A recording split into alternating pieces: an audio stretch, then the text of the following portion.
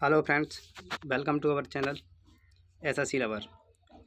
आज हम दिल्ली पुलिस के 24 नवंबर के फर्स्ट और सेकंड शिफ्ट के कुछ क्वेश्चंस देखेंगे। चलिए चलते हैं। हमारा पहला क्वेश्चन है, धार्मिक मामलों के प्रबंधन की स्वतंत्रता किस अनुच्छेद में है? तो ये अनुच्छेद 26 में है। आपको पता होगा, अनुच्छेद 25 से लेकर 28 तक धार्मिक स्वतंत्रता की बात कही जाती है। अनुच्छेद 25 से लेकर अनुच्छेद 28 तक ये धार्मिक स्वतंत्रता की बात की जाती है इसमें। चलिए कुछ और एक्स्ट्रा देख लेते हैं। अनुच्छेद 23 और 24, यह कॉमा है। अनुच्छेद 23 और 24, इसका संबंध शोषण के विरुद्ध अधिकार से है। अनुच्छेद 23 के अनुसार मानव तस्करी और जबरन श्रम पर रोक है। आप किसी से ज़बरदस्ती काम वगैरह नहीं करा सकते हैं, ये अनुच्छेद 23 कहता है। अनुच्छेद 24 के अनुसार 14 साल से कम उम्र के बच्चों को आप फैक्ट्री या कारखानों में काम पर नहीं रख सकते हैं, ये अनुच्छेद 24 कहता है। नेक्स्ट है, अनुच्छेद 23 तथा 24 का संबंध किससे है? जैसा कि अभी ये बताया गया था भैया, शोषण के विरुद्ध अधिकार। अनुच्छेद 23-24 का संबंध शोषण के विरुद्ध अधिकार से है।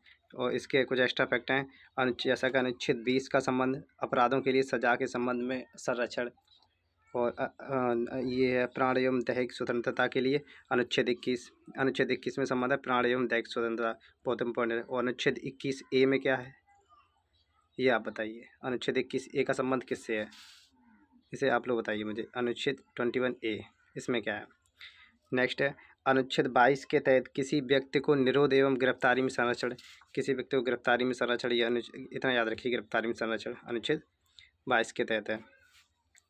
धर्म का प्रचार करने की स्वतंत्रता अनुच्छेद 25 में दी गई है।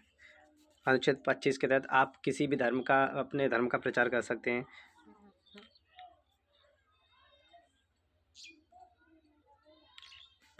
पच्चीस के तहत आप किसी भी धर्म का प्रचार कर सकते हैं। 26 के तहत आप अपने धार्मिक मामलों के प्रबंधन की स्वतंत्रता, अपने धर्म की स्वतंत्रता होती है 26। 27 में क्या है, आप किसी भी कर टैक्स से मुक्त होंगे धार्मिक मामलों में। किसी विशेष धर्म के प्रचार के लिए करों की स्वतंत्रता अनुच्छेद 27 में दी गई है। ठीक। अब नेक्स्ट क्वेश्चन है, पहले खेलो इंडिया स्कूल गेम्स की शुरुआत कहाँ हुई थी? तो ये हुई थी नई दिल्ली में 2018 में हुए थे शुरुआत। पहले खेलो इंडिया गेम नई दिल्ली 2018। दूसरे 19, ये सेकंड नंबर के हैं 19 खेलो इंडिया यूथ गेम्स। पहले इन्हें खेलो इंडिया स्कूल गेम्स के नाम से जाना जाता था, और 2019 में ही इसका नाम बदलकर यूथ गेम्स कर दिया गया था, क्योंकि इसमें IOA, इंडियन ओलंपिक एसोसिएशन, ये इसमें शामिल हो गया था, इसमें खेलो India youth game school games में, इसीलिए इसका नाम यूथ गेम्स कर दिया गया, खेलो इंडिया यूथ गेम्स कर दिया गया। नेक्स्ट है, 2020 में ये हुआ था तीसरे नंबर का खेलो India youth games 2020 Guwahati Assam में हुआ था तीसरे नंबर का। खेलो India youth games 2021 Panchkula Haryana में चौथे नंबर का हुआ था।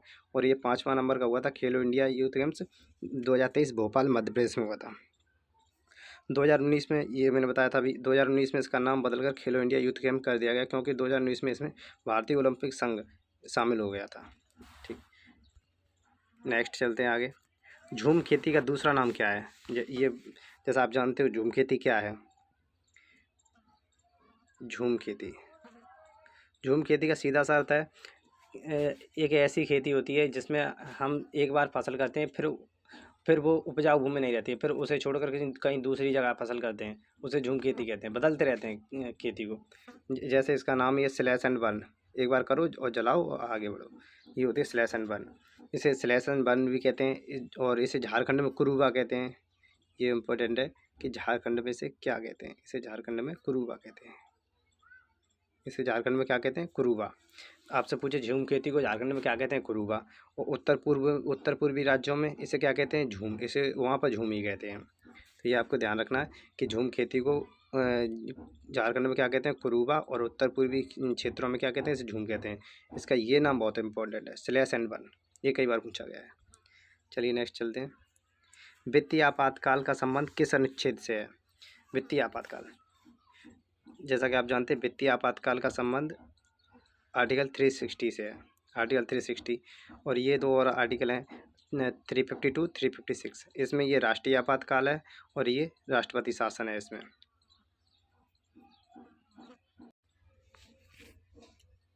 जैसा कि आप जानते हो कि भारत में अभी तक वित्तीय आपात एक भी बार नहीं लगा है। ये कोई पूछे कितनी बार, तो शून्य बार, एक भी बार नहीं। लेकिन राष्ट्रीय आपातकाल ये भारत में 3 बार लग चुका है। एक 1962 में, 71 में और 75 में। कैसे लगा था? ये लगा था भारत और चीन के बीच जब युद्ध हुआ था, तब भारत और चीन। और ये लगा था भारत और पाक के बीच युद्ध हुआ था। और ये 1975 में लगा था जब आंतरिक अशांति काल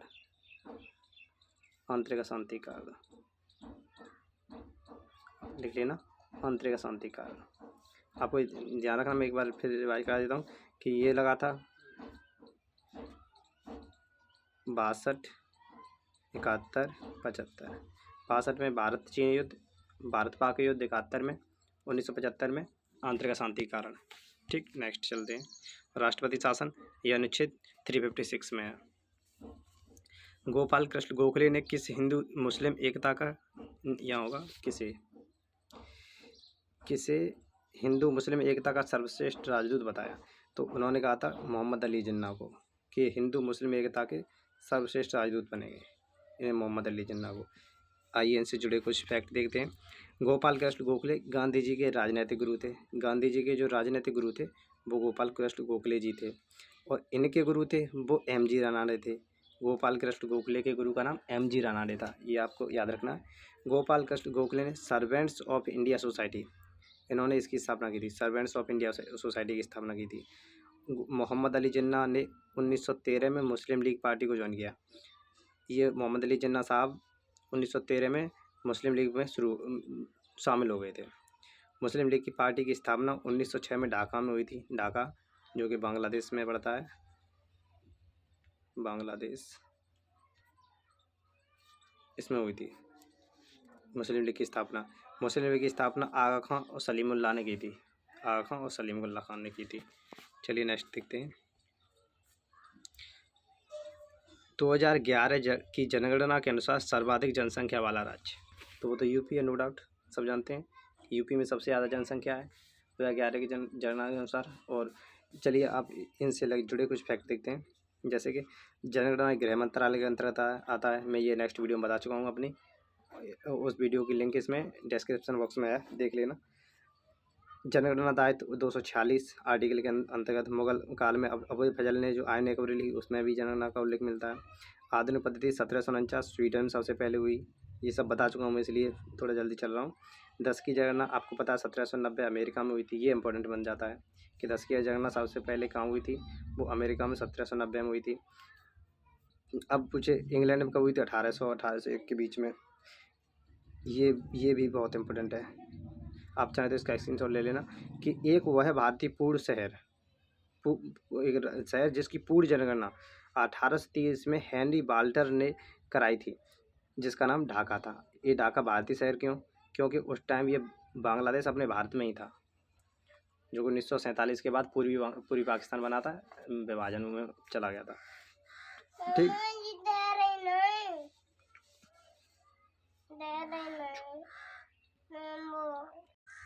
नेक्स्ट फैक्ट है भारत में अनियमित जनगणना। ये भी आपको पता है कि अनियमित कब हुई थी, 1872 में मेयो के समय।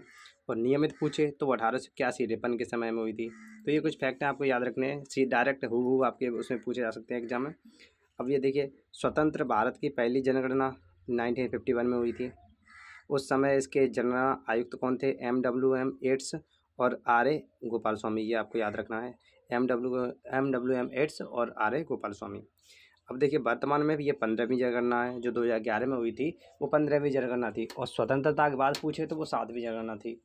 ठीक, ये आपको ध्यान रखना है। नेक्स्ट है क्या कह रहा है, हाँ एक चीज़ और, 2011 की जनगणना के अनुसार सर्वाधिक जनसंख्या वाले राज्य, सबसे अधिक राज्य, सबसे पहले नंबर पर, ये थोड़ा गलत है यहाँ पर, कम मिस्टेक है, यहाँ होगा क्रम। क्रम से, ठीक, उसको छोड़िए उसे। ये देखिए कि सबसे अधिक जनसंख्या किस में है, वो यूपी में, यूपी के बाद महाराष्ट्र, महाराष्ट्र के बाद बिहार, बिहार के बाद पश्चिम बंगाल। कभी कभी आपसे इनके सीक्वेंस पूछ लेता है कि पहले नंबर पर कौन है, दूसरे नंबर पर कौन है। ये तो बहुत आसान है कि सबसे अधिक जनसंख्या कहाँ पर है, यूपी में, लेकिन इनका सीक्वेंस याद रखिए, पहले पर यूपी, महाराष्ट्र, बिहार, पश्चिम बंगाल, ये ध्यान रखिए। बिहार तीसरे नंबर पर है, महाराष्ट्र दूसरे पर, यूपी पहले पर। इसी तरह से सबसे कम वाले देख लीजिए, सबसे कम नो डाउट सबको पता है सिक्किम में है, लेकिन उसके बाद मिजोरम और फिर अरुणाचल प्रदेश, चौथे नंबर पर है गोवा। ये सीक्वेंस आपको दोनों याद रखने हैं कि पहले पर यूपी, जनसंख्या अधिक की बात करें UP, Maharashtra, Bihar, Paschim Bengal.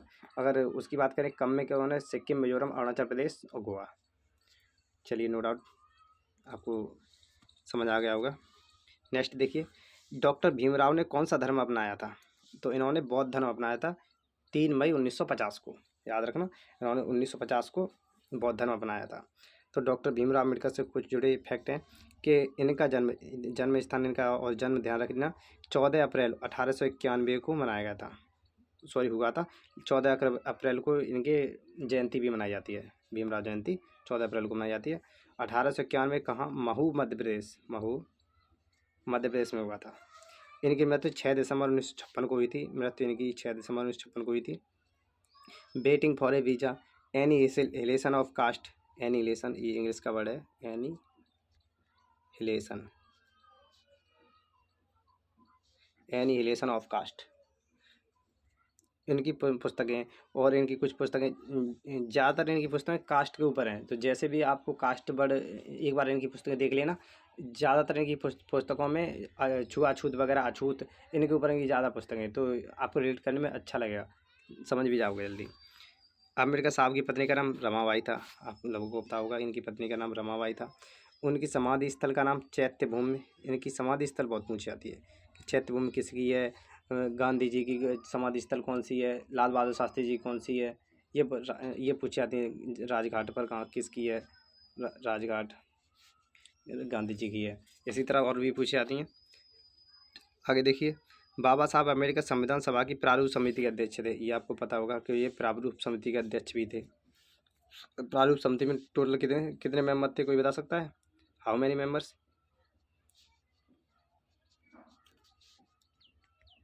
In drafting committee?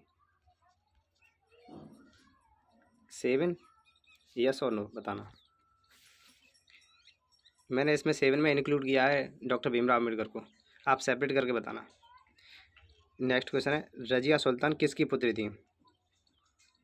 Razia Sultan ये इल्तुतमिश जी की पुत्री थी, आपको पता होगा, ये इल्तुतमिश की पुत्री थी। रजिया सुल्तान ने 1236 से, इनका ये शासन टाइम पीरियड है 1236 से 1240 तक।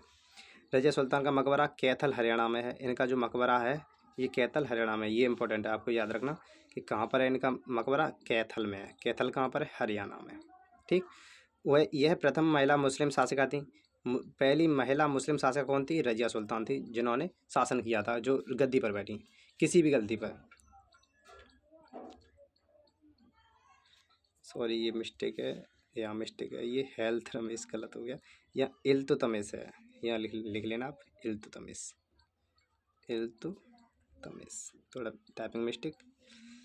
इल्तुतमिश को गुलाम वंश का वास्तविक संस्थापक कहते हैं, ठीक। वैसे तो गुलाम वंश का संस्थापक कुतुबुद्दीन ऐबक को माना जाता है, लेकिन वास्तविकता में यदि कोई संस्थापक माना गया है तो वो इल्तुतमिश को माना गया है, क्योंकि इसके शासनकाल में बहुत ही इसने काफ़ी अच्छे काम किए थे। टका जीतल वगैरह ये चलाए थे, चहलगानी जिसमें 40 लोगों का समूह होता था, वो इसने अपनी सुरक्षा के लिए चलाया था, जैसे बाद में बलबन ने उसे भंग कर दिया था।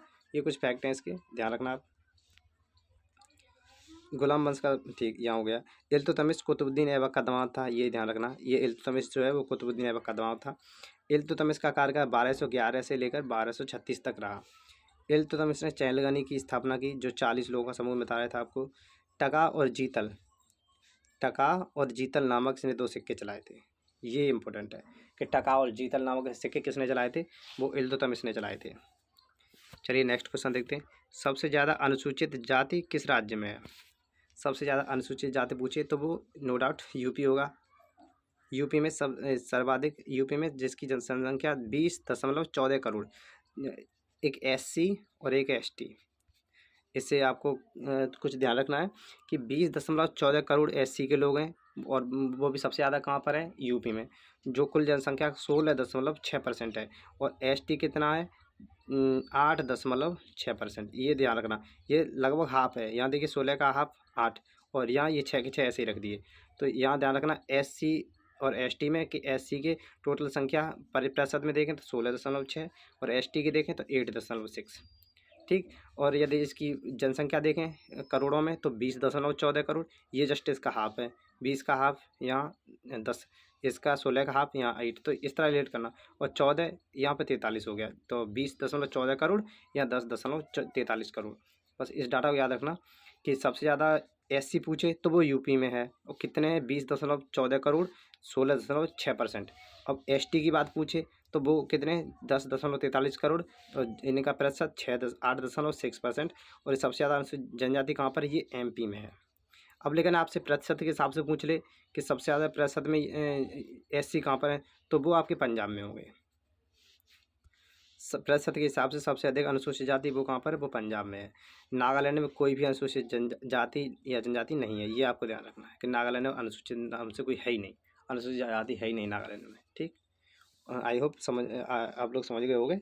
एक बार फिर से देख लीजिए कि सबसे ज़्यादा एससी और एसटी, सबसे ज़्यादा यूपी एमपी,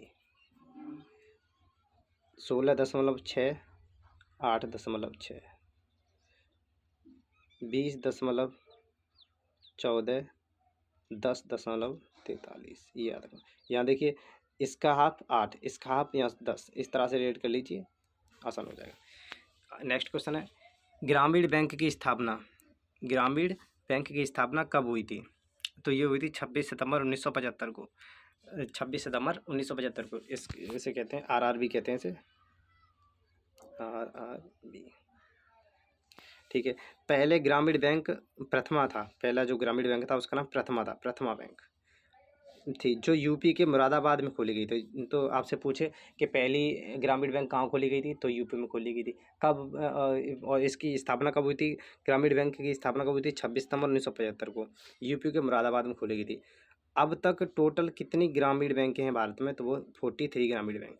ये भी आपको ध्यान रखना, कितनी कुल ग्रामीण बैंक हैं, 43। आप बस जुड़े रहना, एक भी क्वेश्चन बाहर नहीं जाने दूंगा। हर क्वेश्चन की एक्स्ट्रा फैक्ट 2 या 4 लेते चलते रहेंगे। तो आगे आने वाली वीडियो में, हर वीडियो में ऐसे ही बता रहूँगा जिससे आपको आसानी होगी। नेक्स्ट क्वेश्चन है, राज्य विधान परिषद में कितने सदस्य अनिवार्य हैं, न्यूनतम कितने सदस्य? तो उनकी न्यूनतम की संख्या 40 है, आपको ध्यान रखना है। न्यूनतम कितने सदस्य हो सकते हैं, 40 सदस्य हो सकते हैं। अधिकतम सदस्य संख्या विधान परिषद में कितनी हो सकती है, तो वो विधानसभा का, ये याद रखना, विधान परिषद में, विधानसभा उस राज्य में किसी राज्य, देखो विधान परिषद हर राज्य में नहीं है लेकिन विधानसभा हर राज्य में है। तो विधान परिषद में विधानसभा के कुल सदस्यों का 1/3, उससे अधिक नहीं हो सकती है विधान परिषद में। विधान परिषद में सदस्य संख्या विधानसभा के कुल सदस्यों की 1/3 से अधिक नहीं हो सकती है, ये आपको ध्यान रखना है। विधान परिषद में विधानसभा के 1/3 से अधिक नहीं हो सकते सदस्य। ठीक। आई होप समझ गए होगे आप। अब इधर देखिए कि कैग का वेतन कहाँ से दिया जाता है, कैग का वेतन वो संचित निधि से दिया जाता है।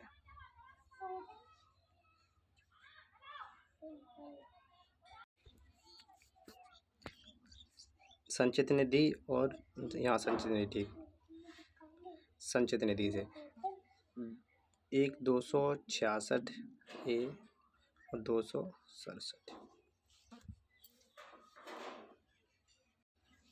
इसमें संचित निधि का उल्लेख है और इसमें आकस्मिक निधि का उल्लेख है। यहाँ आप लिख लेना 1 मिनट। 267 आकस्मिक निधि,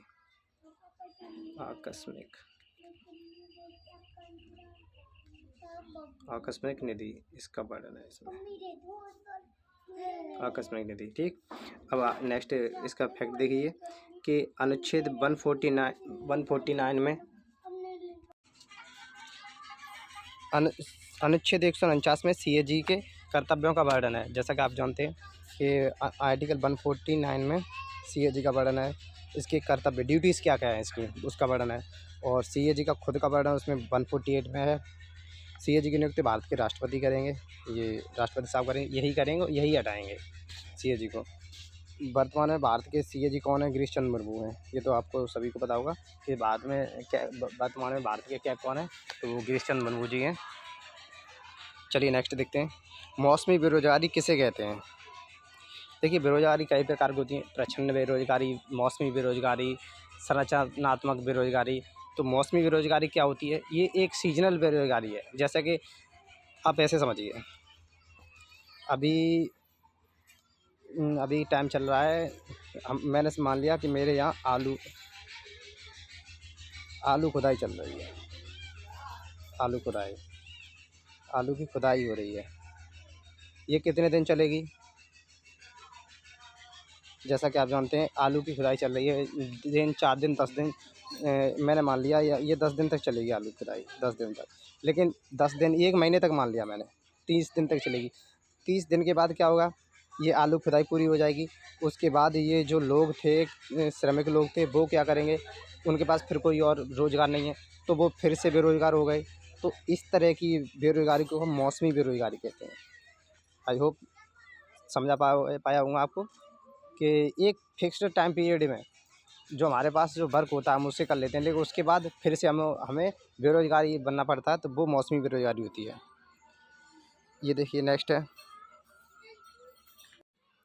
ये मौसमी बेरोज़गारी अक्सर कर होटलों में यहाँ देखी जाती है, और कृषि के क्षेत्र में ज़्यादा देखी जाती है, और ये पर्यटक स्थलों पर देखी जाती है।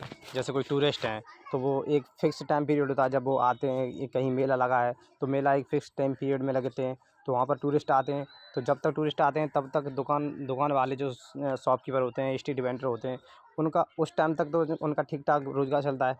जैसे ही मेला ख़त्म, कोई उत्सव ख़त्म, तो उनके वो जो अर्निंग है वो फिर से बंद हो जाती है। तो ये सब मौसमी बेरोज़गारी हैं, एक मौसम के अनुसार चलती हैं। इसी प्रकार से और भी बेरोज़गारी हैं। इसी तरह संरचनात्मक भी होती है, लेकिन और ये प्रच्छन्न बेरोज़गारी, ये बहुत इम्पोर्टेंट है। प्रच्छन्न बेरोज़गारी ये प्रत्यक्ष रूप से दिखाई नहीं देती है, ये प्रच्छन्न बेरोज़गारी। और एक घर्षण बेरोज़गारी होती है। एक घर्षण बेरोज़गारी में ये एक अस्थायी होती है। इसमें क्या होता है, जब श्रमिक पिछली नौकरी छोड़ने के बाद कोई नई नौकरी करने के लिए जाए और वो बेरोज़गार हो जाए। जैसा होता है कि मैं अभी जॉब कर रहा हूँ, तो मैं इस जॉब को छोड़कर दूसरी जॉब लेना चाहता हूँ, और वो भी जॉब मिले ना, तो इसे कहते हैं, इसे हम घर्षण बेरोज़गारी कहते हैं। ये होती है। नेक्स्ट क्वेश्चन है, FII की फुल फॉर्म क्या है? FII ये क्या है? देखिए, फॉरेन इंस्टीट्यूशनल इन्वेस्टर, इसकी फुल फॉर्म है फॉरेन इंस्टीट्यूशनल इन्वेस्टर। इसी तरह एक DII होता है, domestic institutional investors, DIIS, domestic institutional investors. Next देखिए, नेक्स्ट क्वेश्चन है, MS सुब्बुलक्ष्मी को भारत रत्न कब दिया गया? MS सुब्बुलक्ष्मी, बहुत ही इंपॉर्टेंट नाम है ये, MS सुब्बुलक्ष्मी। इन्हें 1998 में भारत रत्न दिया गया था। आपको याद रखना है, 1998 में इन्हें भारत रत्न दिया गया था। क्यों दिया गया था? ये एक संगीत के क्षेत्र में दिया गया था इन्हें। ये पहली ऐसी महिला थी जिन्हें संगीत के क्षेत्र में भारत रत्न मिला था। तो आपको याद रखना, ये बहुत इंपॉर्टेंट नाम है, क्योंकि ये पहली महिला है संगीत के क्षेत्र में जिन्हें भारत रत्न मिला है। तो आपको याद रखना, MS सुब्बुलक्ष्मी भारत रत्न पाने वाली पहली महिला संगीतकार हैं, मैंने बता दिया। 1974 में इन्हें रेमन मैग्सेसे पुरस्कार भी मिला। ये भी ध्यान रखना कि 1974 में इन्हें रेमन मैग्सेसे पुरस्कार भी मिला है। इनका संबंध मदुरई तमिलनाडु से। ये कहाँ से बिलोंग करती हैं? ये मदुरई तमिलनाडु से बिलोंग करती हैं। तो आपको याद रखना है कि ये मदुरई तमिलनाडु से हैं ये, ठीक। एक मेरा क्वेश्चन है आपसे, जो मैं अभी कल वीडियो में बताया था मैंने, कि मदर टेरेसा को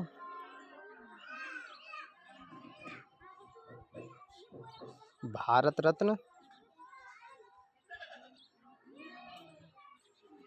और नोबेल पुरस्कार में सबसे पहले कौन सा मिला था और कब मिले थे? आप बताइए, पहले भारत रत्न मिला था इन्हें या फिर पहले नोबेल पुरस्कार मिला था? ये आप लोग मुझे कमेंट में बताइए। चलिए नेक्स्ट चलते हैं आगे।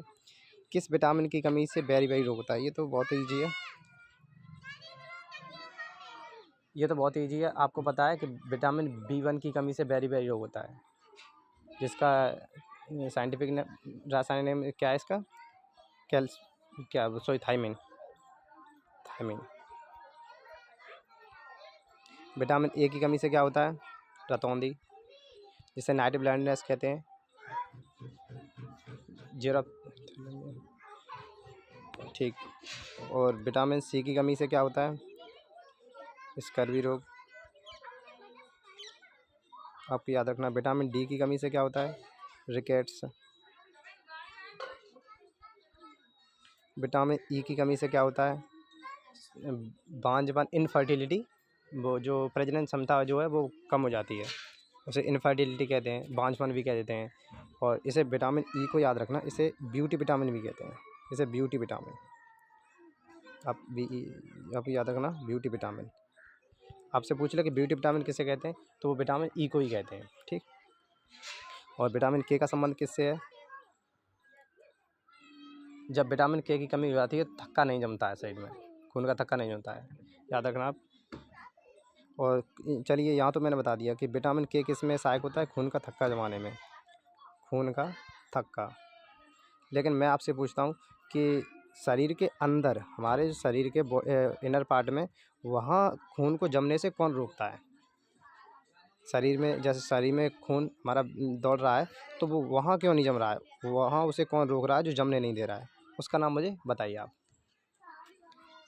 नहीं पता तो मैं लिख ही देता हूँ, हेपेरिन। एक हेपेरिन नाम का होता है, वो यहाँ जमने नहीं देता है। आप इसके बारे में डिटेल पढ़िएगा भी। चलिए, ये नेक्स्ट क्वेश्चन है, उत्तरी भारत में मंदिर की चोटी के ऊपरी हिस्से को क्या कहा जाता है? देखिए, हमारे यहाँ जो मंदिर होते हैं इस तरह से, ये ले लीजिए यहाँ जी। अब ये जो ऊपर की चोटी है, यहाँ पर जो होती है, उसे क्या कहते हैं? ये बोल रहा है उसे क्या कहते हैं? उसे आमलक कहते हैं। आई होप ड्राइंग पर मत जाना। जो ऊपरी चोटी होती है, उसे, सबसे ऊपरी चोटी का जो अपर पार्ट होता है, उसे मैं बता रहा हूँ, उसे आमलक कहते हैं। आपको उसे इतना याद रखना है। अब एक ये महत्वपूर्ण फैक्ट कई बार पूछा है, ये एमटीएस में भी पूछा गया था कई बार, कि मंदिर में जहाँ मूर्ति रखी जाती है उसे क्या कहते हैं? उसे गर्भगृह कहते हैं। गर्भगृह, जहाँ मूर्ति रखी जाती है मंदिर के अंदर, उसे हम गर्भगृह कहते हैं। मंदिर की 3 प्रकार की शैली हैं। ये शैलियाँ हैं नागर, बेसा, द्रविड़। क्रम से हैं। उत्तर भारत, फिर मध्य, फिर ये मध्य में आ जाती हैं, फिर दक्षिण में आ जाती हैं। तो उसी प्रकार देखो, नागर, बेसर और द्रविड़। ये जो बेसा शैली है, ये नागर और द्रविड़ का मिक्सअप है। ये इन दोनों का मिक्सअप कौन सी है? बेसर है। नागर और द्रविड़ शैली का मिक्सअप क्या है? बेसर शैली है। ये आपको याद रखना है। ये 3 प्रकार की शैलियाँ हैं। नेक्स्ट क्वेश्चन है, कुचिपुड़ी नर्तक वेदांत सत्यनारायण का जन्म कहाँ हुआ था? अच्छा, ये जन्म से पूछा है। थोड़ा डीप चले गए। वैसे ये क्वेश्चन थोड़ा टफ हो जाता है कि किस किस के जन्म याद रखोगे, फिर भी चलिए देख लेते हैं कि जो इन्हें बी सत्यनारायण भी कहते हैं, शॉर्ट में बी सत्यनारायण, इनका जन्म कहाँ हुआ था? आंध्र प्रदेश के कृष्णा जिला में। अब मैं आपको कुछ एक्स्ट्रा फैक्ट बताऊँगा। कुचिपुड़ी के सभी जो कौन कौन कुचिपुड़ी से संबंधित है उनके सभी को बताऊँगा, ज़्यादा महत्वपूर्ण है। देखिए, जैसे भी क्वेश्चन आएगा उसी के रिलेटेड, अभी मैं यहाँ कथक के भी लिख सकता था, कथक के सिवाय या कुचिपुड़ी हो गया, कथकली हो गया, तो वो क्या होता है, एकदम मिक्सअप हो जाता है, फिर आप लोगों को थोड़ा दिक्कत भी हो सकती है। अभी यहाँ पर कुचिपुड़ी का सवाल मेरे सामने है, तो मैं कुचिपुड़ी के सभी लिख दूँगा, कुचिपुड़ी 1 या 2 और डाल दूँ। उसके अलावा जब कभी मुझे केरल के मिलेंगे तो मैं केरल के पूरे आपको एक साथ पढ़ा दूँगा, तो वहाँ पर थोड़ा ठीक रहता है, ज़्यादा वेटेज नहीं होगा, जैसे कि थोड़ा बोरियत फील ना हो। देखिए, राजा रेड्डी और राधा रेड्डी, जहाँ पर भी आप एक चीज़ को याद रखना, ये रेड्डी टैग वर्ड, ये रेड्डी वर्ड जहाँ भी आए आप समझ लेना कि वो कुचिपुड़ी से संबंध है। देखिए, राधा रेड्डी, राजा रेड्डी, पद्मजा रेड्डी, ये ऐसे शब्द हैं जो कुचिपुड़ी से संबंधित है। तो आपको जहाँ भी रेड्डी दिखे आप कुचिपुड़ी लगाइएगा। अब जैसे मैं बता रहा था कि ज़्यादा नहीं, चलो यहाँ 2 हैं सिर्फ, एक भरतनाट्यम के हैं और ये कुचिपुड़ी के हैं। तो भरतनाट्यम के ये बहुत इंपॉर्टेंट है, इसलिए मैं लिख दिया कि टी बाला सरस्वती, यामिनी कृष्णमूर्ति, सोनल मानसिंह, पद्मा सुब्रमण्यम, अलारमेल बल्ली, मृणालिनी साराभाई, और सॉरी, मल्लिका साराभाई, ये यहाँ से हैं, मल्लिका साराभाई, बैजंती माला, स्वप्न सुंदरी, लीला सैमसन, ये सभी भरतनाट्यम से। और ये प्रत्येक नाम इंपॉर्टेंट है इसमें। टी बाला सरस्वती बहुत इंपॉर्टेंट नाम है, टी बाला सरस्वती, यामिनी कृष्णमूर्ति, सोनल मानसिंह, पद्मा सुब्रमण्यम, मृणालिनी साराभाई और बैजंती माला, स्वप्न सुंदरी, लीला सैमसन, ये सभी नाम बहुत इंपॉर्टेंट हैं। इसमें से कुछ ऐसे कलाकार भी हैं जो दोनों नृत्य कर लेते हैं, भरतनाट्यम और कुचिपुड़ी भी कर लेते हैं। जैसे हमारी यामिनी कृष्णमूर्ति हो गई, यामिनी कृष्णमूर्ति ये भरतनाट्यम और कुचिपुड़ी दोनों कर लेती हैं। ठीक है, ऐसे आपको याद रखना है। मृणालिनी साराभाई हैं, ये कर लेती हैं। चलिए नेक्स्ट चलते हैं।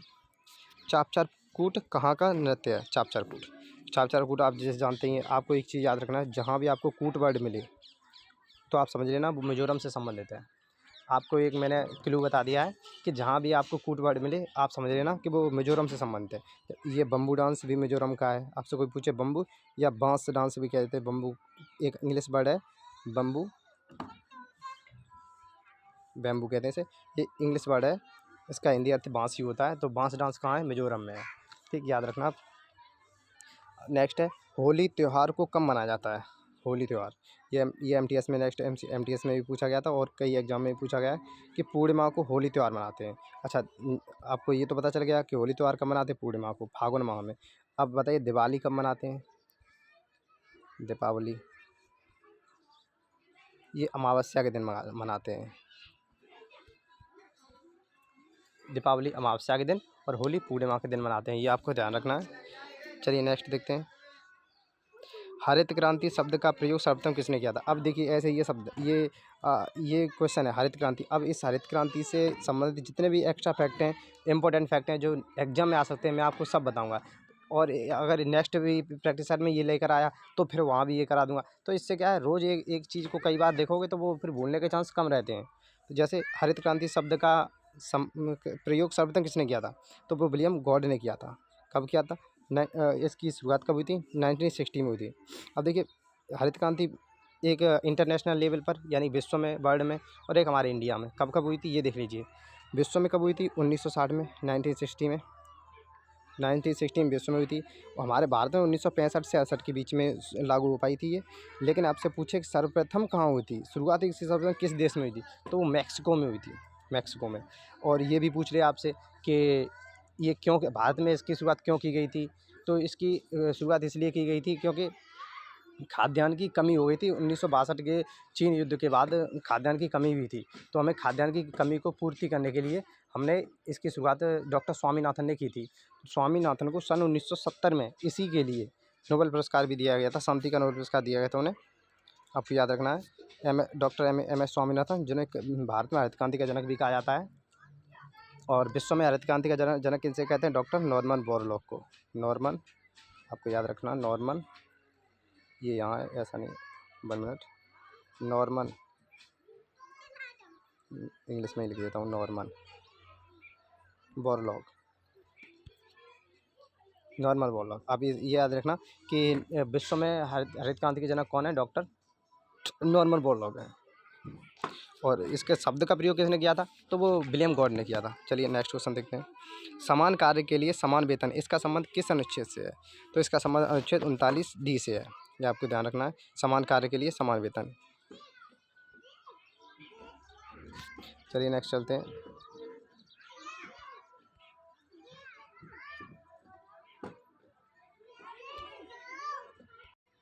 चलिए फ्रेंड्स, आज यहीं तक रखते हैं। नेक्स्ट वीडियो में फिर से मिलेंगे। Thank you, bye, take care.